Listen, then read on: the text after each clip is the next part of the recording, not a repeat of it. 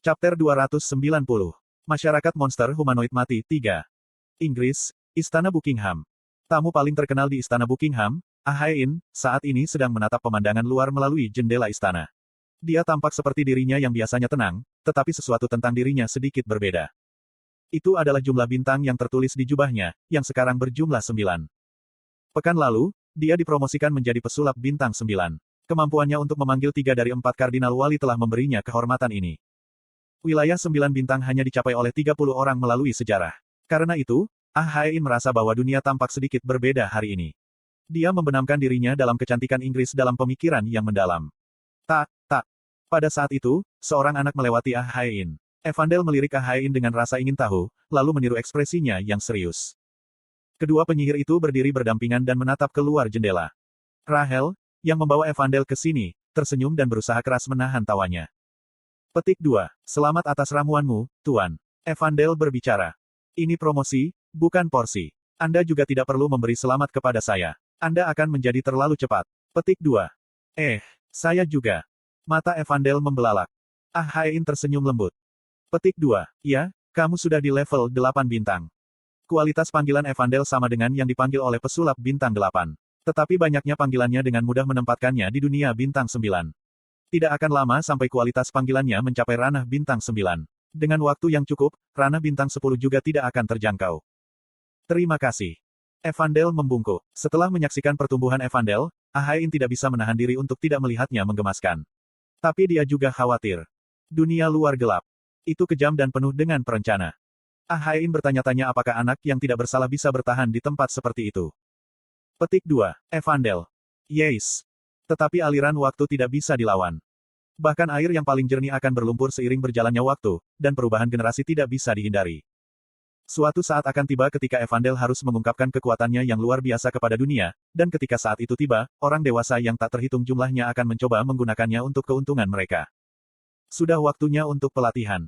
Ah-hae-in memutuskan untuk menyiapkan Evandel untuk hari yang tak terhindarkan itu. Triwing.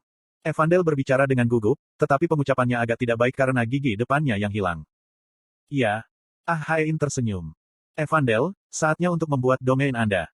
Untuk melindungi, seseorang harus menjadi lebih kuat. Koneksi dan keberuntungan tidak cukup. Seseorang membutuhkan kekuatan absolut yang akan membuat mereka menjulang di atas semua musuh. Domain. Evandel memiringkan kepalanya. Ya, domain. Kebanyakan penyihir memiliki bengkel mereka sendiri, tidak peduli seberapa lemahnya mereka. Sebuah bengkel adalah semacam benteng di mana mereka bisa mengembangkan sihir mereka dan menjauhkan orang luar. Ketika penelitian para pesulap terjadi di dalam bengkel mereka sering harus berjuang untuk menangkis pengganggu yang menginginkan akses. Ah-hae-in juga mengalami pertempuran yang tak terhitung jumlahnya sebelum tiba di dunia bintang 8. Tetapi sebuah bengkel tidak cukup untuk Evandel. Meskipun konsep lokakarya tingkat tinggi adalah benteng, bahkan itu tidak cukup untuk menampung bakat Evandel. Sebuah konsep di atas benteng yang tidak dapat dicapai oleh seorang penyihir, bahkan Ah-hae-in atau Nine Stars of Jaijin. Itu adalah domain. Ini akan memakan waktu lama, dan Anda tidak akan bisa bertemu siapapun selama itu.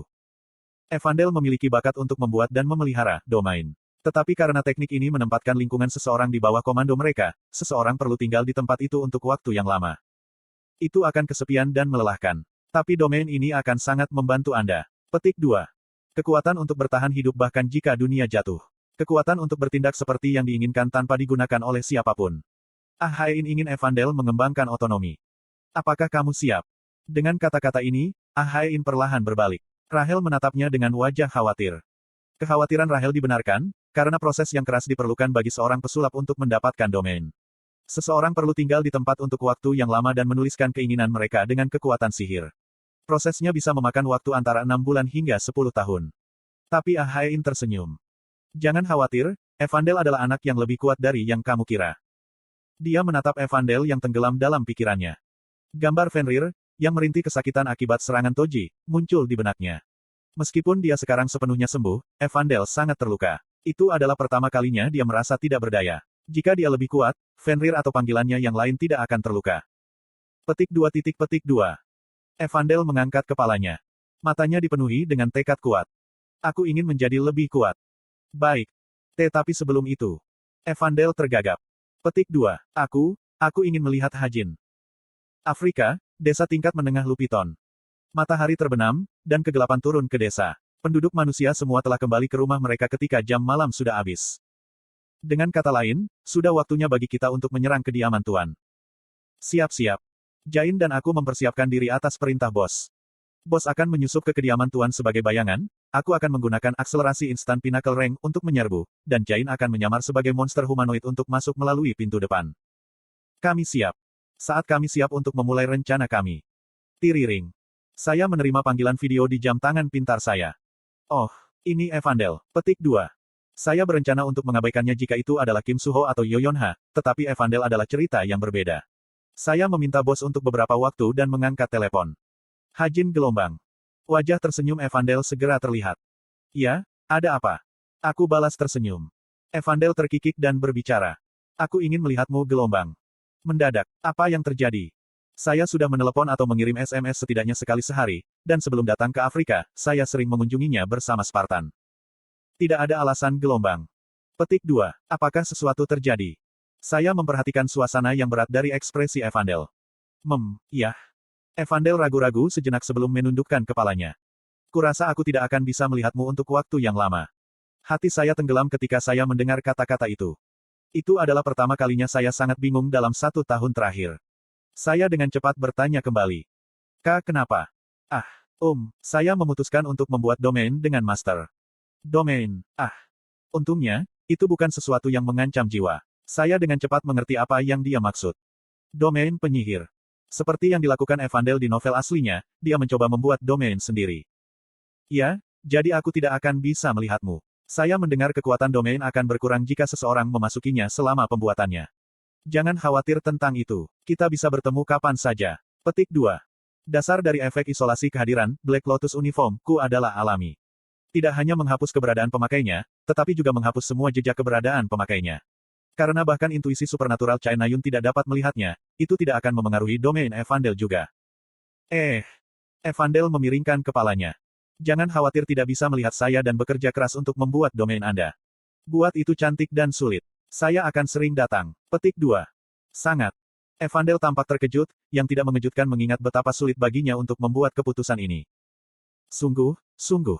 Tentu saja. Apakah saya pernah berbohong kepada Anda? Dengarkan Master Ahain dan bekerja keras. Aku akan menemuimu minggu depan. Petik 2. Tanda hubung. Baik. Evandel tersenyum cerah dan mengangguk. Aku agak sibuk. Saya akan menelepon Anda ketika saya selesai. Petik 2. Baik. Suara hidup Evandel menyegarkan telingaku. Sangat lucu.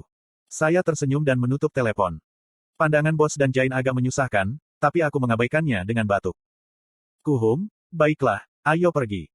Petik 2. Kamu benar-benar dekat dengannya. Suara bos membawa sedikit kecemburuan. Dia anak-anak. Petik 2. Bagaimanapun, mari kita pergi. 10 menit kemudian. Saya memasuki kediaman pertama dan bos bayangan masuk setelah saya. Karena Jain akan berjalan dengan santai di suatu saat nanti, kami berdua melakukan langkah pertama. Haruskah kita membunuhnya atau memenjarakannya? Kami tidak perlu membunuhnya karena itu mungkin memperingatkan seseorang. Kami akan memenjarakan sesuai rencana. Petik 2. Oke. Saya mengeluarkan 2 kartu bintang 8, penjara terisolasi, dan ruang tanpa suara. Sama dengan. Penjara terpencil, bintang 8, asterisk baik, efektif asterisk. Menjadi target di ruang yang terisolasi. Sasaran yang dipenjara akan dipisahkan dari seluruh dunia dan akan mempertahankan kondisi fisik sebelum dipenjara. Sasaran bisa menghancurkan penjara dan melarikan diri. Sama dengan.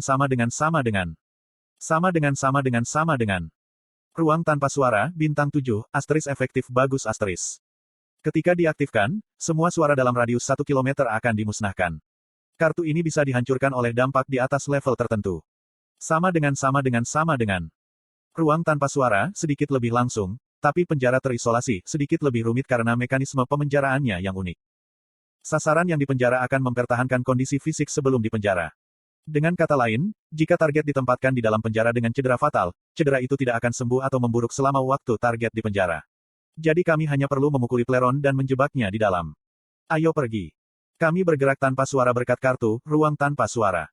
Pleron sedang tidur di kamarnya di bagian atas kediaman Tuan, dan aku dengan mudah bermanuver melalui jebakan apapun menggunakan mataku. Petik 2. Setelah tiba dekat pintu kamar, kami bersembunyi di balik dinding. 2 penjaga berjaga-jaga. Bos dan saya bertukar pandang dan dengan cepat melakukan gerakan kami. Saya menembakkan 5 anak panah, menembus mata, jantung, kepala, kaki penjaga di sebelah kiri. Bos menangani penjaga yang tepat, mengiris tubuhnya dengan pisau bayangannya. Saya segera mengaktifkan kartu 8 bintang, penjara terisolasi, menjebak kedua penjaga sebelum mereka bisa menggumamkan satu suara. Petik 2. Hai, gelombang. Jain muncul pada waktu yang tepat, menyamar sebagai monster humanoid. Kami bertiga kemudian pergi ke kamar Clairon. Clairon sedang tidur di tempat tidurnya yang besar. Jain dengan hati-hati mendekatinya dan menyentuhku. Sempurna. Petik 2 tanda tanya petik 2. Mendengar suaranya, Clairon bangun. Hal pertama yang dilihatnya adalah seseorang yang mirip dengannya. Itu, tentu saja, Jain yang menyamar. Petik 2. Piik, kamu siapa? Seru Clairon. Kekuatan sihirnya meledak dan mendinginkan suhu di sekitarnya. Bos dengan cepat mengiris sayap Clairon dengan sabit kuru-kuru. Piek. Clairon berteriak tetapi, ruang tanpa suara, mencegah suaranya bocor. Semuanya berjalan sesuai rencana. Piek. Bos memberikan cedera fatal pada Clairon, dan aku mengaktifkan Isolated Prison sekali lagi. Dengan ini, Clairon tersedot ke penjara, tidak meninggalkan jejak keberadaannya. Itu dulu. Bullet time, diaktifkan dengan paksa. Petik 2 tanda tanya petik 2. Dunia tiba-tiba melambat. Saya bisa merasakan gerakan udara di sekitar saya. Aku memutar mataku dan memeriksa tanda-tanda bahaya. Tidak butuh waktu lama bagi saya untuk melihat arus kekuatan sihir perlahan turun dari langit-langit. Ledakan kekuatan sihir. Itu bukan ledakan biasa. Ledakan kuat ini yang disebabkan oleh ledakan kekuatan sihir yang tidak kental adalah sesuatu yang tidak bisa aku, Bos, maupun Jain alami dengan mudah. Saya dengan cepat mencoba mengaktifkan pembalikan waktu. Tetapi pada saat itu, sebuah fenomena aneh memasuki mata saya. Apa? Arus emas meletus dengan ledakan kekuatan sihir. Saya tahu betul apa fenomena ini. Pelarian sempit dari maut. Keberuntungan saya membimbing saya untuk ledakan ini, mengatakan kepada saya untuk tidak menggunakan time reversal. Narrow Escape from Death 6/9, stat khusus, akumulasi keberuntungan, menjadi sebagian tidak terkunci. Ini kemalangan sesaat untuk akhir yang ideal. Saat saya membaca peringatan, saya melemparkan diri ke tengah arus emas. Hajin. Bos mencoba menangkapku. Ledakan. Tetapi sebuah ledakan meletus. Saya pingsan. Tek, tek, tek. Suara api unggun terdengar. Ah. Bos sadar kembali setelah pingsan sesaat. Sebuah pemandangan aneh terpantul di depan matanya. Petik 2. Hei, Bill. Pria yang telah lama ingin dibunuhnya, Bell, kini ada di depannya. Dia memegang Kim Hajin di atas bahunya. Darah dengan cepat mengalir ke kepala bos. Menjadi.